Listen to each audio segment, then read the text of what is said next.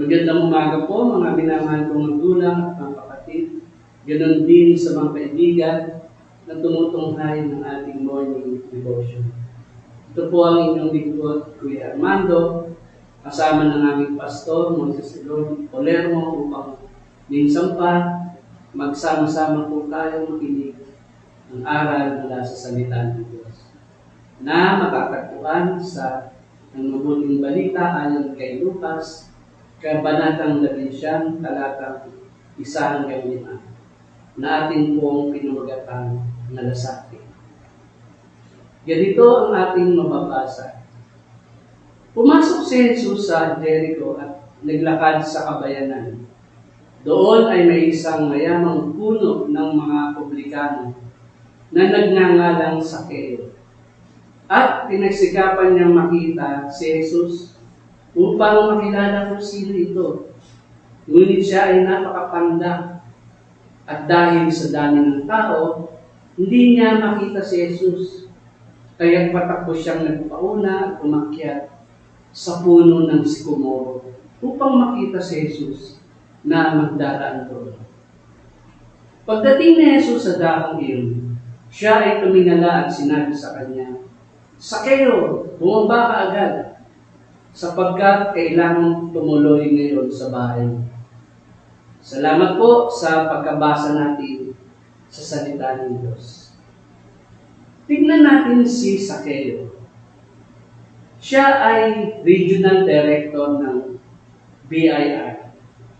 Yumaman dahil sa pandaraya, laging labis ang ginagawang pagsingil, wala siyang pinipili, mahirap o mayaman, ibang tao o kakilala, walang mahalaga sa kanya kundi ang magpayaman. Kaya kahit napaliligiran ng maraming tao, walang pumapansin sa kanya, at yan ay alam niya. Marahil maging mga kasama sa bahay, ay nadarama na sinusunod lamang siya, subalit walang pagmamalasakit. Oo, marami nga siyang pera, ngunit malungkot pagkat nadarama ang pag-iisa. At isang araw, nabalitaan niyang daraan si Jesus. Marami na siyang narinig tungkol kay Jesus. Nagpapagaling at nagtuturo.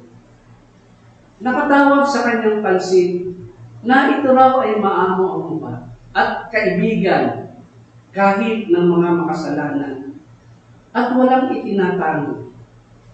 At siya na laging nakadarama ng pag-iisa, hindi lamang pinuno kundi mayaman pa, ay nakadarama ng emptiness at kapanglawan. Matagal na siyang nangungulila at nagnanais na magkaroon ng kaibigan. Kaya pinagsikapan niyang makita si Jesus. Hindi siya halos makapaniwala pagkat napakaaga niyang dumako sa sinasabing daraanan, pero punong-puno na ang mga tao. Paano niya ito makikita? Napakaliit niya. At alam niya, makita man siya ng iba, ay hindi magpaparaya sa kanya pagkat wala nang nagmamalasakit sa kanya.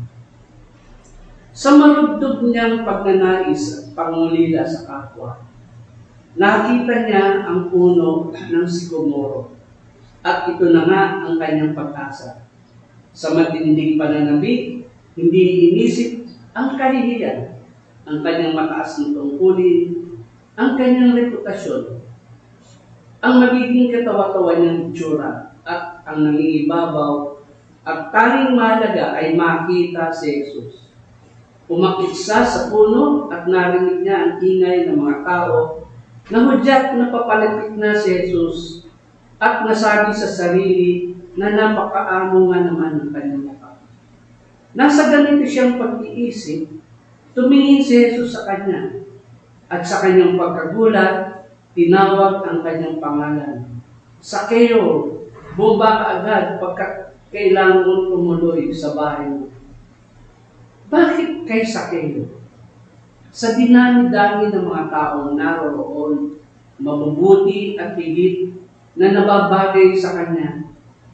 Kay Sakeo na walang nagkakagusto at halos isuka ng bayan. Lubha ito nakahipo sa kanyang nangungulilang puso. Napakalaking bagay na tanging si Jesus lang ang nagpahalaga sa kanya.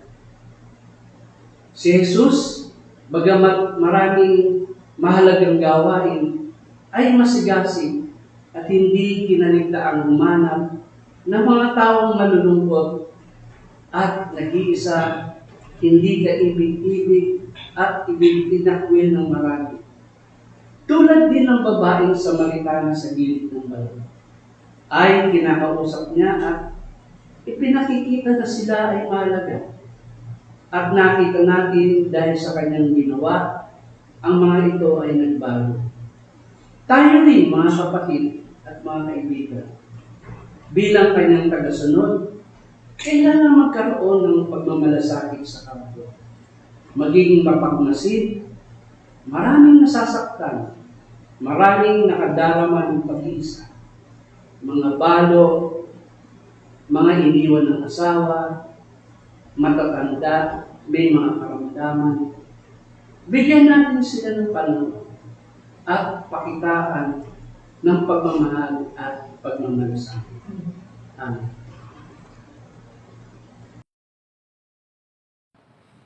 Good morning sa inyo lahat.